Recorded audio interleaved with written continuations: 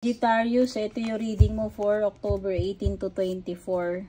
General energies tsaka love life mo, maiksing reading lang. Kahit lumipas yung mga petsang binanggit ko, ito ay timeless reading. Okay?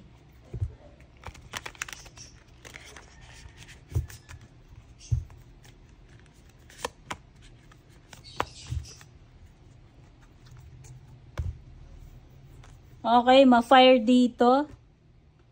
Meron ka ditong Aries, Leo, Sagittarius energy, tsaka Earth, Taurus, Virgo, Capricorn.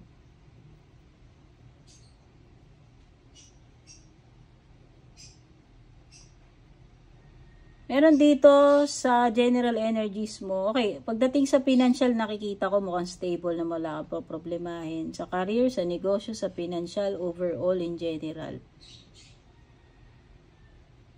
Oo, nakikita ko rin dito na parang someone who is not willing to share or i-give up kung ano yung dapat i-give up dyan. Still holding on or pwedeng nagiging nagkikling parang ayaw maglabas ng pera.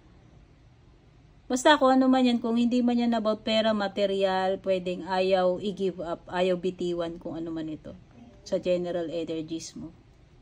Now, pagdating dito sa love life mo, hindi maganda. So, nakikita ko parang nawawala na ng tiwala, nagkakaroon ng mga trust issues, insecurities, nagkakaroon ng mga selusan, pwedeng nawawalan na rin ng gana, ng passion, ng physical touch, nawawalan na ng affection dito sa relationship. Hindi na stable, yun yung nafe-feel ko. Okay?